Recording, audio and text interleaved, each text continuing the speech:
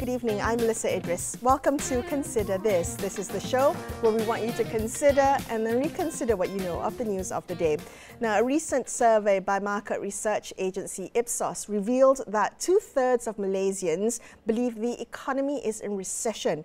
This despite official reports of 3.7% economic growth last year. Now, tonight we ask why there is such a stark contrast between consumer sentiment and economic data, and how do we reconcile the lived experiences of Malaysians with these seemingly positive economic indicators. Joining me on the show today to discuss this further is Professor Dr. Kian Ming. He's a Pro Vice-Chancellor of External Engagement at Taylor's University. Previously, he served as MITI Deputy Minister and is also the former MP for Bangi. Also in the studio with us is Ibrahim Suffian, or Ben as he's more affectionately known. He's the co-founder and programs director of Merdeka Centre for Opinion Research. Gentlemen, thank you so much for being on the show with me today. I'm going to start with you, Ben. I know I cited the Ipsos survey, but I know Merdeka Centre does a lot of assessments periodically. So talk to me about the latest gauge, Merdeka Centre's latest gauge of how Malaysians feel about the economy. Oh, thanks, Melissa. I think when we do our surveys every couple of months or so, and what we are noticing is that the sense of anxiety and also negative attitudes towards the broader national economy, as well as how it affects ordinary household economic situations, has just generally been on a very negative trend, pretty much over the last couple of years. And I think as we look closer into the last month or two, we notice that public sentiment with respect to their own personal financial situation, there's more negative than there are positive. Only about 31% positive, 60% negative. And when they think about what's happening in the broader economy outside, the national economy is not much different. Slightly more positive, 36% positive, also about 60% negative as well. There's a margin of people who are not sure, who won't tell. What I think it means is that while I think the headline numbers from the government statistics indicates an improving macroeconomic indicator, I think what really is going on within communities is that it's not translated into all of the sectors. That maybe there is growth in some sectors, but maybe some sectors which employs a large number of Malaysians are relatively stagnant or maybe contracted a bit. Yeah, that was actually going to be my follow-up because I was wondering this kind of economic anxiety as you were describing it, are there variations in terms of who's feeling it more, the perception amongst different demographics, age, income, location, for instance? What are the trends you're noticing? For the most part, we notice that younger people who are in the, I would say, mid-range of the career, 30 to 40 years old, are the ones that reflect most negatively about economic conditions. As people get older, the numbers get slightly better because maybe people have accumulated more savings, they are earning slightly better incomes. But by and large, about 2/3 generally are fairly negative. And this pretty much cuts across our principal demographics of ethnicity. So it doesn't matter what ethnic group you belong to, but people generally are concerned about, are griping about how the economy translates into the ordinary pocketbook issues. Right. So you said the past couple of years. Can you be more specific? At what point did it tip over into more than half are pessimistic about the economy? I would say that in terms of how we are gauging things, we've been tracking these things for nearly 20 years now. And what we're noticing is that since there's been volatility in fuel prices and how it affects consumer prices, people have been being more responsive towards economic issues. More so in the last 2 years because of the COVID pandemic and people's suffering from the economic fallout of that. We see even more heightened concern and stress about the economy. So that, I think, coming out from COVID, people are still trying to recover. They have depleted their savings, and people who are engaged in the private sector, who are running their own businesses, are building back. There has been growth. We do notice that from even government statistics that wages have improved somewhat, but maybe it's coming out from a lower base, that it has not translated to the point where people feel comfortable that they can make ends meet, confidently. There's still stress. So this hasn't always been the case where 2/3 of Malaysians are pessimistic. Kian, I want to bring you into this conversation. What's your assessment? Why do you think such a significant portion of Malaysians now are so pessimistic about the economy, despite what we have our official growth numbers? Sure. Thanks, Melissa. And I'll divide my answer into two groups of people. One would be the consumer, and then one would be the business owners.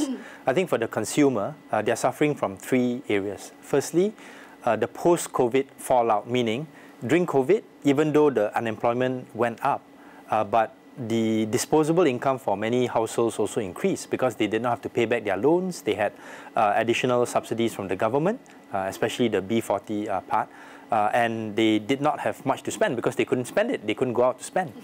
Second area would be after COVID, the price of goods went up. It's not just a Malaysian phenomenon, but it's a global phenomenon. And that eats into their disposable income at the same time as they had to start repaying their loans because the loan moratoriums and all that were over. They couldn't take out any more money from their EPF savings. That's the second part. And then the third part would be uncertainty about the future, uncertainty about their own wage growth potential, uncertainty about geopolitics, geoeconomics that may be reflected in their own anxiety that Ben mentioned. So that's the part about the consumer. For the business, even if, let's say, the economy is growing at 4%, 5%, this doesn't translate into profitability, right? And as price of goods increase, as wages increase, the business community are getting squeezed. And they are not feeling the kind of confidence that the government has on some of the FDI numbers because they are worried about when is the petrol price going to increase. How is it going to affect their cost of doing business on top of all the other things that they had to suffer, including imported inflation because of the volatile and weak ringgit. So you can see these two communities are suffering different effects post-COVID. And I think we can probably discuss how the government can address this in areas where they can control. Well, let's discuss how the government has already addressed it. So in the, I think, 18 months or so now since the Madani government has been in office, if you were to look at these two groups, economically speaking, are these two groups better off since Anwar Ibrahim became Prime Minister? I think in terms of wage growth, maybe the average wage has gone up. But in terms of disposable income, I think probably not. And it's not really the fault of the government when you increase the interest rate because of global factors, when the ringgit is weak. These are things that will definitely reduce your purchasing power. But I think where the government can do a much better job is in terms of its communications of current policies and then also future policies. And one example would be the recent hike in the diesel price. If, let's say, the government had announced way earlier, beginning of the year, roll out the plan so that people who are eligible can apply for it way in advance, and then allow the businesses to be able to plan for these kinds of increases so that it can be anticipated and not something that's announced one day, the next day is implemented. This would also reduce some of the anxiety that Ben was talking about. Well, so why do you think it wasn't done like that? I'm trying to think through the trade-offs, right? The announcing ahead of time for more certainty for business owners to plan could also lead to, I don't know. I'll say something that maybe is not so may not be popular with the current government, but I think the government needs to have better policy alignment within the cabinet. Right. So one, again, pointing to the example, the diesel subsidy with rationalization. You had the PADU program that was launched on the 2nd of January, whereby the minister said, you register for all this, and then after that, you'll be eligible for targeted subsidies. And then when the diesel subsidy was rolled out later, you had to register again on another platform, this Budi platform. So it really shows that, to me, as somebody who has been in government before, that there wasn't proper alignment and communications between the Ministry of Economy and the Ministry of Finance. And that delayed the entire process, which led to probably not having enough time to do the proper communication strategy. All right. What do you think, Ben? Well, I think, I echo what Ming has said. I think communications is key. But I think going beyond that is that there is already a trust deficit within the general members of the public, specifically younger people, younger members of the electorate, towards political parties and politicians per se. So you already have that trust deficit.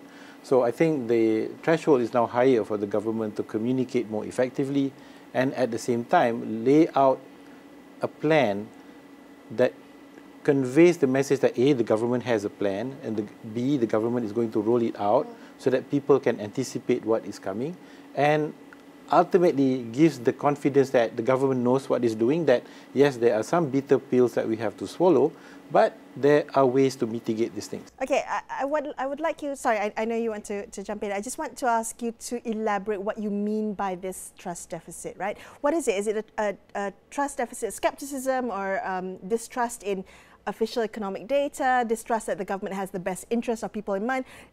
Unpack that for me. What does trust deficit entail? Yeah, I think over the last few years, perhaps over the last 3 to 4 years, and exacerbated by the pandemic, you have a situation where you had an emergency, there is only one single voice representing government, and at that point in time, the government dispensed financial aid, some of which are the individuals' own savings, dressed up as financial aid for them. And people felt at that point in time that the government was helping them, quote unquote. And then you have a situation now where you're doing economic reforms or fiscal reforms, and it means higher costs for consumers. That disconnect hasn't been addressed, meaning to say people now feel that the current government is, lacking the funds, and so now consumers have to pay more, so what's the grand plan for us? So there's no overarching narrative that the government could convey to people that we have a plan that can bring back economic growth, that can ensure price stability or income growth that will allow them to meet their obligations. So that thing is there. And so we notice that in the surveys we have, younger people are most distrustful of government. Wow. And we can see this play out in election results. So on the next weekend, look at Sungai Bakap and see how young people in Sungai Bakap cast their votes. They will vote according to how their wallets and also the sentiments feel. And I think this is the big gap in deficit that the government has to address. Yeah, I just want to add, actually on the young people voting, it's not just how they will vote, it's also whether they will come out to vote or not. And we've seen in past recent by-elections that the turnout rate for the younger people seems to be a little bit lower. Just to elaborate a little bit more on what Ben has said just now about the trust deficit, I think it is the responsibility of both government and opposition. And of course, the current government were in opposition, and I was part of the opposition at one point in time, whereby we did criticize the government for certain policies that they rolled out. That could have helped and did help fiscal sort of like a rationalization and also increasing fiscal revenue. One prime example would be the GST, right? So I think now that my party is back in power with Anwar Ibrahim as the Prime Minister, a lot of the things that Anwar used to say, maybe Rafizi used to say when they were in opposition, things like, if you vote for me today, tomorrow the price of fuel will go down, and then also the different formulas that Rafizi came up with to say that the price of vehicles and cars would reduce, that has been used by certain parties, I think. Yes, and no, in ways that maybe are not so responsible, but it's very good memes to attack the current government. So that contributes to the that's a trust really deficit. good point. So yes, maybe everything you're saying resonates with me about the lack of communication, or maybe the disconnect that you pointed to. But there's also various sources of new information that consumers are being inundated, and these voices are very loud and they're very critical, right? And it adds to this kind of polarization, and that may also have a noticeable impact on sentiment. Yeah, and I think the current opposition is also not being very responsible in terms of trying to come up with their own proposals on how to improve the current situation, right? So, they've not really been consistent in terms of trying to talk about how to improve the PADU system or the Budi system, and they are probably running the same kind of running into the same kind of dangers as before. If, let's say, they were to become government later, they would be the same kind of attacks would be used against them. So that, I think, generates a system where I fear that the younger people would distrust politicians more and more, which would lead to a crisis of confidence in our whole political ecosystem. So how can this government stem that? You talked about better communication, but what does that entail?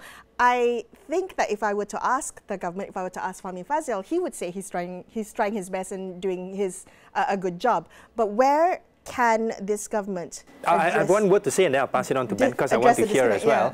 The key word I would use is consistency. policy and communications consistency, and we've not seen that from this government. Basically, when the Prime Minister goes out to talk about the different reasons for having to reduce the diesel subsidy or having the diesel rationalization program, he would say, oh, this because we don't want to give it to foreigners, right? And then another one would be, oh, because we need this for our own public transportation and also to pay for the STR. You know, the message is not very consistent, it's very so mixed. A consistent message Exactly. is what you're looking for. Yes. Ben? Yeah, I think three things. Number one, is that overarching narrative, that the grand plan, the grand narrative about Malaysia and the future, because we stand as a small country, competitive trading nation that is in the midst of a global trade war, and at the same time we are also striving to take advantage of that. How do we as a government, communicate a plan that citizens can buy in? So it's not just about what government will do for you, but also what will you do for yourself to help your family as well as the country overall.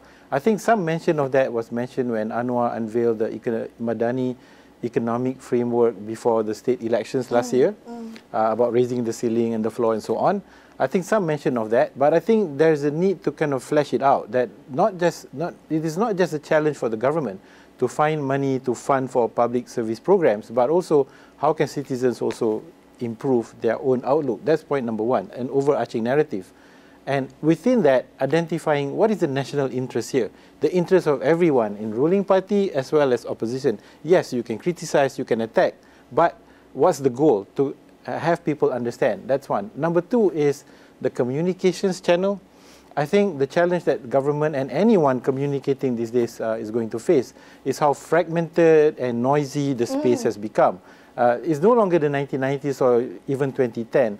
I think sources of government information accessible to the public is shrinking by the day.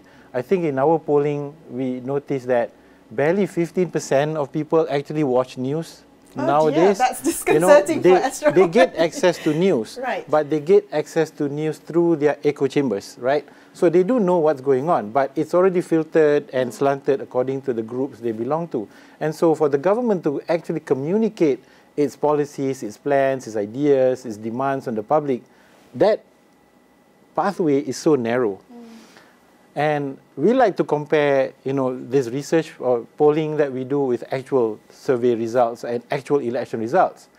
If your own civil servants do not support you, then what makes you think that they're going to speak about your plans? Because they probably don't understand it themselves. So we think that the government is a huge organization with more than 1.5 million, employees. Do these employees know what the government's plans or principles or philosophies are beyond, the normal lip service to Madani? Do they understand what it's all about? Because if they don't, then the teacher is going to impart whatever he or she feels to her students and her colleagues. The local council officer will say whatever they wish to their local residents. And so that message doesn't get through. So I think the government has to set its own house in order to ensure that what its intentions are and its plans are clearly spelled out for its own employees first before expecting members of the public to understand. And then finally, having that consistent message that goes in. So you have to fix the medium. You also have to ensure that that communication is trusted. Yeah, so actually I just want to add a little bit to that, which is we've so far focused a lot on the economic narrative. Right? But what we also have to realize is that as this economic narrative is taking place, the good and the bad, there's also the political narrative. Meaning there are a lot of things that goes on, in terms of public messaging, on policies that have nothing to do with the economy. And those are the kind of political message that goes out that could undermine the narrative, the positive narrative that the government wants to put out, and maybe overcome some of these positive news about FDI, about economic growth. So these narratives, both political and economic, how do they impact the reform efforts of the government? I wonder whether there is any form of reform fatigue within the population, and if that will dampen the enthusiasm for future reform efforts. Okay, so on the reform part, I think that falls more on the political side, especially with regards to institutional reform. There's also economic reform in terms of subsidy rationalization. Yes. So on the political reform part, I think this government has not done enough.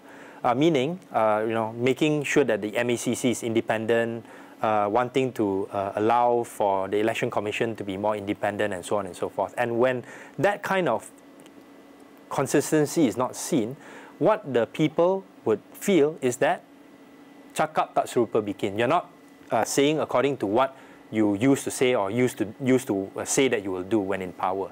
So when that happens, the trust deficit goes down. All politicians are like, when they go into power, they won't fulfill the things that they said they would do before. And that also ties in to the economic reforms that is needed. Because when there's political distrust, because of this political narrative, they would say, whatever you're doing on the economic side, I don't really trust that it will end up helping me. Right. What about the, so let's talk about the economic reforms, right? We want to talk about fuel subsidy rationalization. We've got diesel on the table now, and we know eventually petrol will also happen. So how do we think through this, given the already pessimistic sentiment even before diesel was announced? Ben, how do you think through the timing of petrol subsidy rationalization, the implementation of it, so as not to exacerbate this current situation?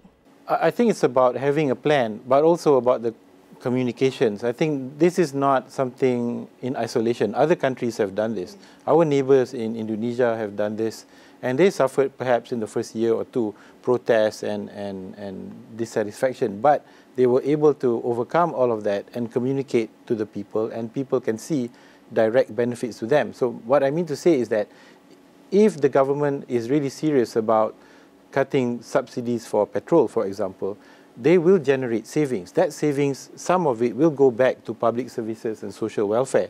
So how is that going to be articulated? How can people register for that? How can they access it? What segments are going to be aided by that? So amplify that. Have a plan, amplify that. But I think what's critical is to educate the public as well, because they now have a stake in terms of the country's economy and the country's governance, educate themselves about what's going on. I think for the longest time, many people, especially semi-rural areas, have an idea that government is omnipotent. They can change the weather, they can lower prices, and do it tomorrow, and do it just like this. I think people also need to understand that things take time, policies take time to translate, but there's feedback that's needed, and people can be part of the process. There's definitely going to be detractors, but if you give yourself time, but you also invest in a public education infrastructure to inform the public, you could actually turn the corner pretty fast. Like you say, within a year, 18 months. I mean, in Indonesia, they did it. They curtailed all subsidies for fuel, but they helped lower income groups, bantuan social and so on. There was a dip in the approval rating for the president for about 6 months or so. Eventually it turned around, right, because people were getting informed. So the positive narrative and the communication. So the timing is perfect, because we're nowhere near the halfway mark yet for a full tenure, right? So this would be a relatively safe time to... We're getting there. We're getting there. Okay. Yeah, but I think in terms of timing, right, if let's say, I was in a position to advise the Prime Minister, I would have said, look, the first quarter of this year, do the diesel subsidy, forget about PADU, right? So you do it, register using Budi or whatnot, and then you take the hit. And then you already pre-announce it at the beginning of the year. Second half of the year, whether it's probably the third quarter, introduce the petrol subsidy rationalization. Let people be prepared and announce the mechanisms by which you are going to help the people who are going to benefit, the B40, the M40. That's the policy consistency part and the announcement part. The second part would be the communications. So as the diesel subsidy is being rationalized, you have 100,000 people who are getting the 200 ringgit. You have the logistics players and other players in the agriculture sector, your fishermen who are still continuing to get that subsidy. Make clips about them saying that this is how they've been helped by these policies, and get ahead of the game before the tow truck drivers come and complain that they are not eligible. Flood social media with that kind of positive narrative, starting with diesel. And then petrol, do the same thing. do videos about how suddenly the borders, the petrol stations are not getting the same kind of volume because smuggling has been decreased. We don't really see that kind of visual narrative. And that visual narrative is what plays on social media, what plays among younger people, what is viral on WhatsApp. The text of what you're saying in Parliament, unless you're shouting and screaming, will not really resonate and will not go viral. Gentlemen, the 25 minutes or so has just flown by, and I'm sure we could talk about this more, but thank you so much for sharing some of your insights and some analysis as to what's happening right now. I appreciate your time. Thank you. Thank you. That's all we have for you in this episode of Consider This. I'm Melisa Idris, signing off for the evening. Thank you so much for watching, and good night.